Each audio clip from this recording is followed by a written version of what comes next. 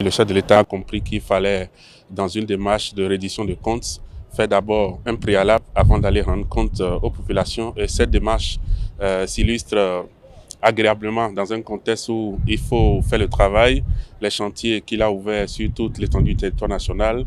À un moment donné, il faut faire le contrôle pour voir est-ce que les populations sont également satisfaites de ces activités-là ou de ces projets, de ces actions qu'il est en train de mener. À mon humble avis, la tournée du chef de l'État est singulière en ce que c'est bien la toute première fois que nous, citoyens béninois, assistons à une reddition des comptes par le premier magistrat, de surcroît à travers une tournée nationale à la rencontre de ses concitoyens des villes et hameaux du pays.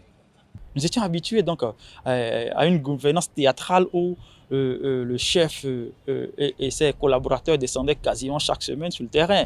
Je rappelle à l'instant les nombreuses premières pierres que l'on lançait pour un chantier ou les nombreuses réceptions que l'on faisait. Il y avait comme un culte de personnalité. Aujourd'hui, celui qui est en fonction a pris l'habitude de dire il faut que nous puissions travailler. C'est quand on a fini de travailler qu'on va constater. Il n'y a pas à dire que le chef de l'État est en campagne précoce. Le chef de l'État n'est pas en campagne. Le chef de l'État est aux côtés de sa population qu'il a élue en 2016, à qui il a promis un certain nombre de choses qu'il est en train de faire. J'ai davantage été surpris par le langage de vérité affiché par le chef de l'État, comme quoi les plaintes de ce que l'argent ne circule pas. Il a bel et bien évoqué le fait que les salariés sont régulièrement payés chaque fin du mois. L'activité commerciale et économique dans le pays se passe normalement. Ce qui justifie bien sûr que c'est l'argent de la corruption, des détournements qui ne circule plus. C'est l'amélioration de la gouvernance, la rigueur dans la gestion de la gouvernance qui amène à l'accuser de ce que l'argent ne circule plus. C'est un fait aujourd'hui que le pays change, que le pays est résolument sur l'autoroute du développement.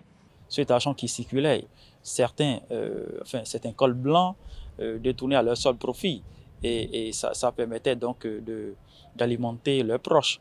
Or, le Bénin est à bâtir et c'est avec ces ressources-là que nous donnons de l'eau à nos concitoyens.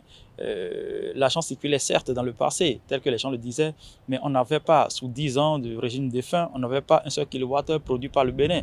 Donc, moi je préfère, si c'est entre l'argent qui circulait et nous étions dans la précarité, nous prenions aucune décision donc pour que le Bénin soit résilient sur un certain nombre de points, et cette situation dans laquelle ce même argent est mobilisé au profit de nos concitoyens, au profit donc des enfants dans les zones déshéritées à qui l'on offre un repas chaud par jour dans nos écoles, au profit donc de l'alimentation, de la fourniture donc en électricité, en eau potable, en construction de routes, voilà, dans les stades, dans les marchés.